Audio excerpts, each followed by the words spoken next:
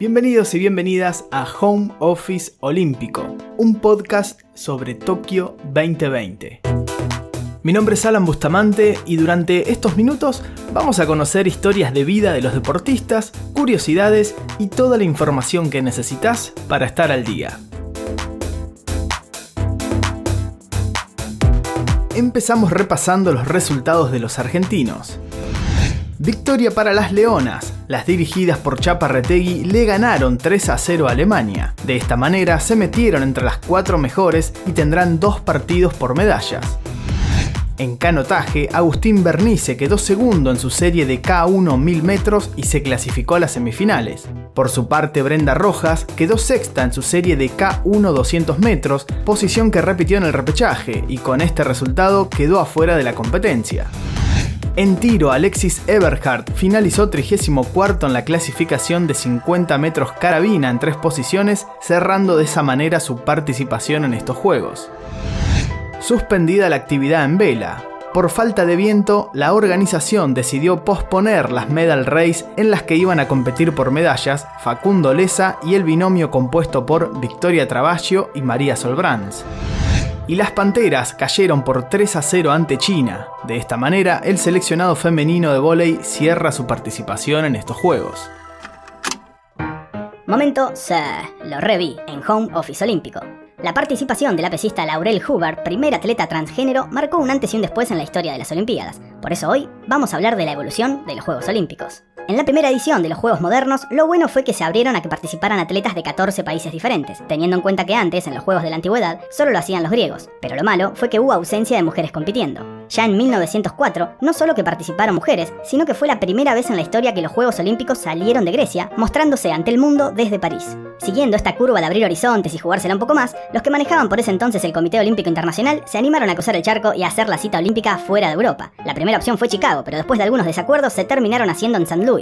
Pero más allá de las buenas intenciones de cambiar de aire, la organización fue desastrosa. Mejoró un poco en Londres 1908, pero el salto de calidad en cuanto a organización se dio en Estocolmo 1912. Y todo venía más o menos bien hasta que se desató la Primera Guerra Mundial, y entre tantas consecuencias que trajo, se llevó puesto a los Juegos Olímpicos, que volvieron recién en 1920 en Amberes. Una edición súper controvertida, empezando por la sede, que originalmente era en Berlín, pero producto de lo que hicieron y de lo que sufrió Bélgica como consecuencia de la guerra, el COI decidió cederles la organización a los belgas. Pero eso no fue todo. Países como Austria, Polonia, Hungría, Bulgaria, Turquía y la propia Alemania no fueron invitados por perder la guerra. En fin, la cosa siguió en París. ¿Otra vez París? Sí, otra vez, siendo la primera sede en albergar más de una vez a los Juegos modernos. En esa edición seguía haciendo ruido algo muy notorio: la predominancia de cupos masculinos por sobre los femeninos. De los 44 países que participaron y de los 3.092 atletas que fueron, 2.956 eran hombres y solo 136 eran mujeres. En 1928, Ámsterdam fue la que hizo las paces con los países que perdieron la Primera Guerra Mundial y volvieron a formar parte del evento. En esto de evolucionar y parecerse un poco más a los juegos que conocemos en la actualidad, Los Ángeles 1932 tuvo 2 hitos. Se creó la primera villa olímpica, pero repitiendo algunos malos hábitos, ya que solo fue habitada por hombres, mientras que las mujeres estaban en hoteles. Y por otro lado, se estableció que los juegos iban a durar 16 días, cosa que se mantiene hasta hoy. Antes de eso, las Olimpiadas más cortas habían durado 79 días. Y si bien parecía que todo iba tomando forma, llegaron los juegos más polémicos realizados hasta la actualidad.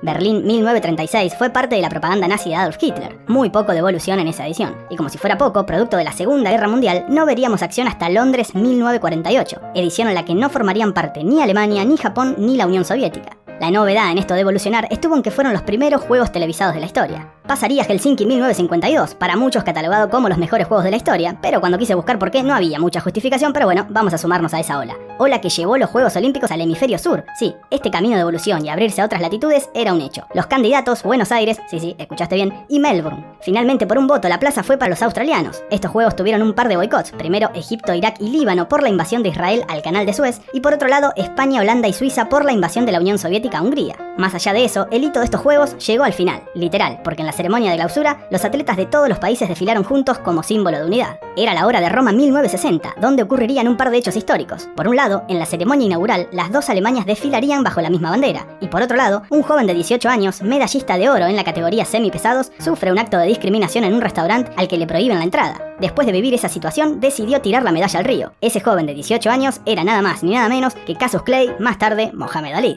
En Tokio 1964, los actos ejemplificadores por parte de la organización seguían a la orden del día, y tanto fue así que quien encendió la llama olímpica fue un japonés nacido el 6 de agosto de 1945 en Estados Unidos, mismo día en el que explotó la bomba en Hiroshima. La edición de México 1968 tuvo de todo en esto de evolucionar. Fueron los primeros juegos realizados en Latinoamérica. Enriqueta Basilio fue la primera mujer en encender la llama olímpica. Los juegos fueron utilizados por algunos atletas para reivindicar el derecho de los negros en Estados Unidos. Bajo el lema Black Power, Poder Negro, Tom Smith y John Carlos, cuando subieron al podio después de su carrera de 200 metros, lo hicieron sin zapatillas, con medias negras y un guante negro en una de sus manos. Y al izar la bandera de su país, bajaron la cabeza y levantaron el puño enguantado, una imagen que recorrió el mundo, dejando unos juegos idílicos. Lamentablemente, Múnich 1972 no puede decir lo mismo. Esta edición estuvo signada por los ataques terroristas. 8 islámicos de origen palestino integraban un grupo denominado Septiembre Negro, que irrumpió en la Villa Olímpica asesinando a 2 integrantes de la delegación israelí y secuestrando a otros 9. Reclamaban la liberación de 234 palestinos que estaban presos en Israel. Y en un fallido intento de rescate murieron los 9 rehenes israelíes, 5 terroristas y un policía alemán. El COI, con poco tacto, lejos de suspender los juegos, dio una pausa de 34 horas en memoria de las víctimas. En Montreal 1976, 24 países africanos decidieron no presentarse, dada la negativa del COI a su pedido de excluir a Nueva Zelanda de los Juegos por haber jugado un partido de rugby con Sudáfrica, que había sido retirada de la cita olímpica por el mismísimo Comité Olímpico Internacional al considerarlos racistas. También fueron los Juegos donde las mujeres compitieron por primera vez en básquet, remo y handball, y además unas Olimpiadas donde la protagonista fue una mujer, Nadia Comaneci. La gimnasta rumana logró lo imposible, un 10 en la disciplina de barras asimétricas, y digo lo imposible porque literalmente no había un cartel para poner 10. En el tablero electrónico pusieron 1.0 para simular la puntuación que querían darle. En 1980 fue la primera vez que los Juegos se llevaron a cabo en un país socialista. La sede fue Moscú, y 64 países, entre los que se encontraba Argentina, boicotearon su organización debido a la invasión de la Unión Soviética a Afganistán.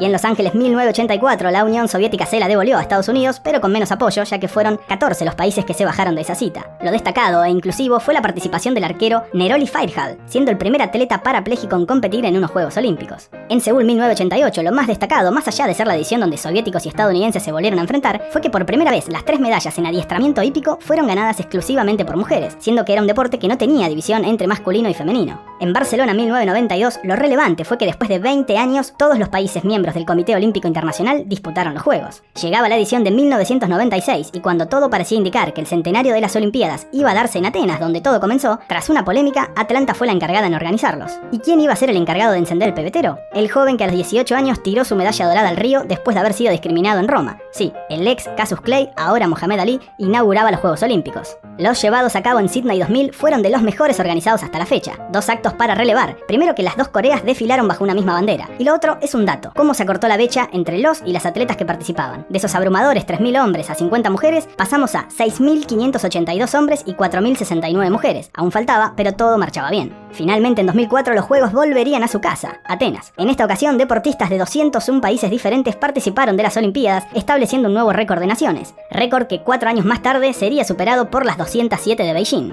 Londres era la tercera vez que recibía los Juegos, y el dato a destacar en 2012 fueron los exhaustivos controles antidoping que realizó el COI, haciendo 5.000 en total. Y por último, en este recorrido, le llegó el turno a América del Sur. Río 2016 fue inolvidable por muchas cosas. Las más destacadas fue la delegación de refugiados, algo que jamás se había visto antes. Llegamos al final del raconto que nos llevó del 776 a.C., donde solo competían hombres medio entarlipes para poca gente y en una sola ciudad, a la actualidad, con gente de todos lados, realizados en diferentes partes del mundo y con millones de personas mirando. En esto de evolucionar, hoy toca celebrar una buena, la participación de la primera atleta transgénero. Así que ojalá todo siga por esta vía de acá en más. Hasta acá, el momento lo reví.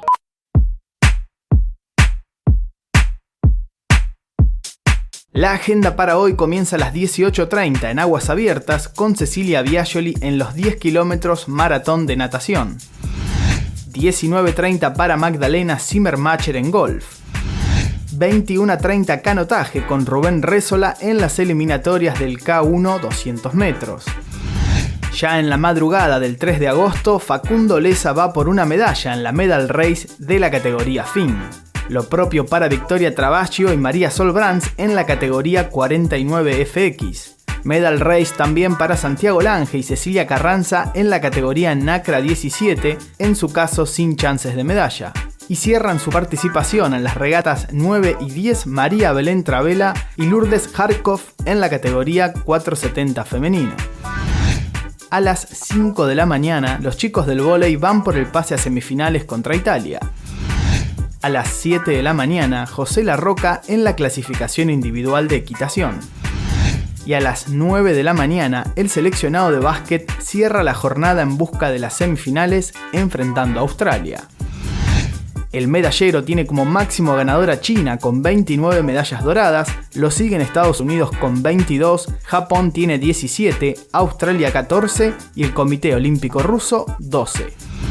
Eso fue todo por hoy, nosotros nos volvemos a escuchar mañana en una nueva edición de Home Office Olímpico. Esta fue una producción de Home Office. Encontranos en Instagram como Home Office Podcast.